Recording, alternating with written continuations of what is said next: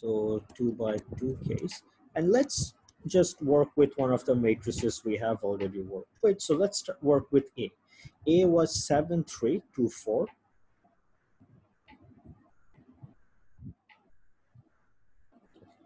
So A is 7, 3, 2, 4. And we can just visually inspect that this is a 2 by 2 matrix. Since it is a 2 by 2 matrix, the squareness criteria is satisfied. We have a square matrix. Okay, that was number one. Number two, so determinant of A, we can write it like this, or we can just write determinant of A, same thing. How do we calculate this? 7 times 4 minus 2 times 3. I mean, I'm doing this very quickly. I mean, I'm skipping a lot of steps, but I've already shown you how to arrive at this. So take your time. You don't have to be as fluent as I am. It's going to take some practice. Don't worry about that. So what we have is 28 minus 6 equal to 22, which is of course not equal to 0. As a result, the second criteria of non-singularity is also satisfied. That's great. Okay, now the third step, we are going to calculate the minor matrix. Minor matrix. Okay. For that, we are going to calculate the minor of each of the elements. So remember with A, we have A11, A12, A21, A22. So for each of these elements, there is going to be a minor. So the minor matrix is going to look like M11, not A, M12, M21, and M22. And calculating this is very simple.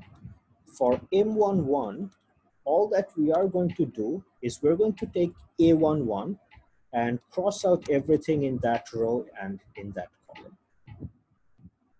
Okay, and so we are left with, so keep making this mistake today. So we are left with A22. Okay, for M12, we are going to ignore everything we have in this row and this column. If we do that, what we are left with is A21. So M21 gives us A12 and M22 gives us A11. As a result, the minor matrix gives us what was A? 7, 3, 4, 2. So what we get is 4, 7, 3, 2. This is the minor matrix. So at the end of the day, what we did effectively is flip the numbers. 4 and 7 were flipped, 3 and 2 were flipped. Oh, did I make a mistake here? I did make a mistake here.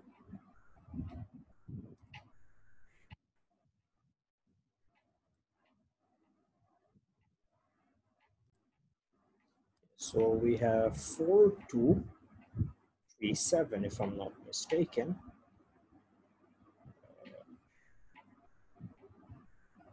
4, 2, 3, 7. Okay, so this is step 3 done. We have the minor matrix. Now we have to calculate the This is done. So now we have to calculate the cofactor matrix. That's number 4. So once again, the cofactor matrix means there's going to be a cofactor for all the elements.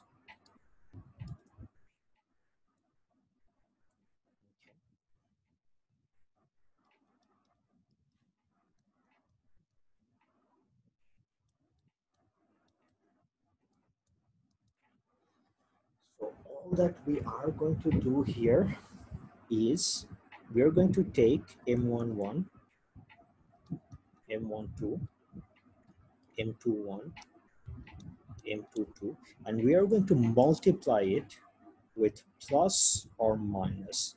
So M11, 1, 1 together is 2. This is even, so a plus. M12, 1 plus 2 is 3, which is odd, so a minus. M21, odd, so a minus.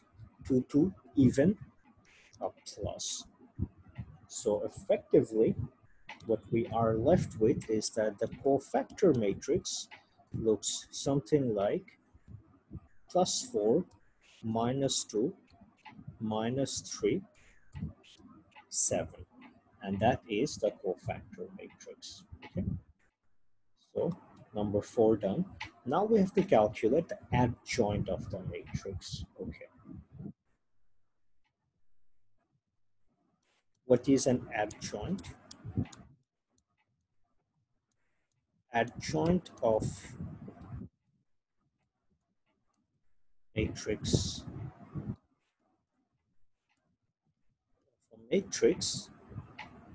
Matrix A is equal to the transpose of its cofactor.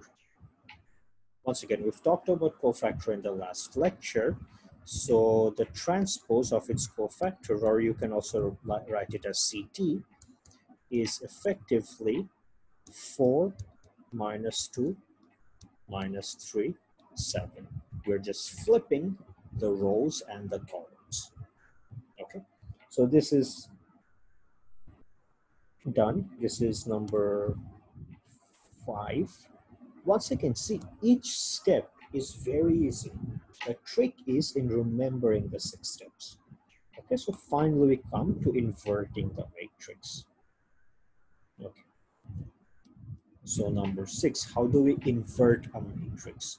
So we had matrix A, which was 7, 3, 2, 4. Now we've calculated its determinant, its minors, cofactors, adjoints. So A inverse is equal to 1 divided by its determinant times adjoint of A. Okay, so this is the formula for inverse of a matrix. So A inverse equal to 1 divided by determinant was 22 times adjoint of A, which gives us 4 minus 3 minus 2, 7. This is the inverse. Okay, this is done. This is our work done. We have calculated the inverse of a matrix. Suppose you want to verify your answer. Suppose you want to make sure that all this calculation that you have done is in fact okay. How would you do that? Well, we know that if we pre-multiply a matrix with its inverse or post-multiply, we are going to get an identity matrix, right? This is how you verify your answer. So let's do that. So A inverse is 4 minus 3 minus 2, 7 times A, which was 7, 3, 2, 4.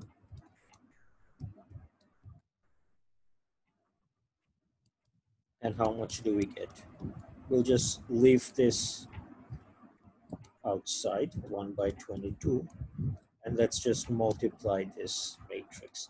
And once again, we've learned matrix multiplication in the last lecture. So once again, feel free to pause the video and try and do this multiplication yourself. I'm just going to go ahead and do it myself.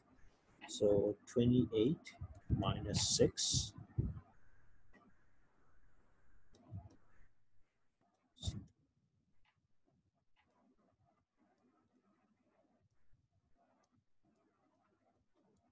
So this is the result of multiplication. So 1 by 22. We have here is 22, 0, 0, 22. And now if we remember scalar multiplication, so we multiply everything, each element with 1 by 22. So we end up with this. And see, since we have an identity matrix, that means that our inverse calculation was in fact correct. Okay, so obviously I'm going to be solving more problems uh, later on from the book, but for now I would like you guys to practice by calculating the inverse of b. So b, if you remember, let's see if I can find b again. So b here is 6341. Okay, so we have 6341. What I want you to do is find the inverse of b. Once you've found the inverse of b, verify your answer. Pre-multiply or post-multiply b with its inverse and see if you get an identity matrix. And if you do, your calculation is correct.